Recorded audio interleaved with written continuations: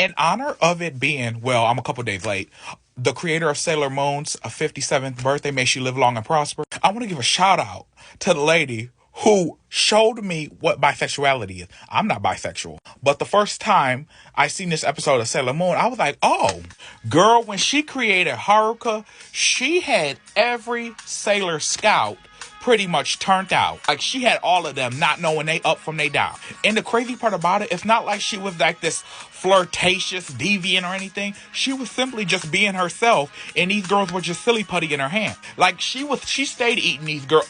Wrong terminology. But the ironic part is this. Right over here, Sailor Mars had so much to say when Sailor Jupiter, aka Mako, had a crush on Haruka, and she was open about it. Because let's be real, we all knew that Mako always was a little bit tougher than the other girls. We already knew she had an affection for both sides of the fence. But when her and Usagi are walking and they almost get ran over by Haruka, when I tell you it is love at first sight, Usagi, because you know they're young, Usagi's like, Mako, you know that's a girl, right? And pretty much, y'all gonna have to watch the episode, but Mako's like, bitch, I don't give a fuck. This hoe is fine. Mako falls hard for her, and pretty much in the whole episode, she has a crush, but this awakens Mako to realize that, you know, she likes both sides of the fence. And despite the Guardians, they could have been more supportive. Well, Ami, she was an ally, because she was checking the girls, because when Ray and all of them was like, she's on a date with the girl, Ami was pretty much like, honey, who that woman loves is the least thing we got to worry about when there's evil in the world. And the ironic part is Sailor Moon and Venus, a couple episodes earlier, was all over Haruka when they first met her because they thought she was a boy. A lot of people think she's a boy in a TV show.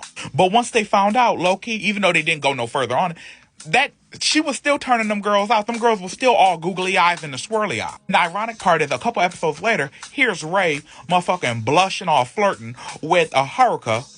But she was in the aiming corner being all shady to Mako when she had a crush on her and she was open about it. But then also, let me give a shout out to Sailor Neptune, because this is Haruka's girlfriend. And let me tell you something. You never saw her sweat. Like, she knew her girl wasn't going nowhere. Now, that's a secure relationship. Because when I tell you these young hoes was throwing themselves at Haruka, these girls had no shame. But yeah, in conclusion, Haruka is one of the greatest characters. And she made a lot of young people question the spectrum of their sexuality.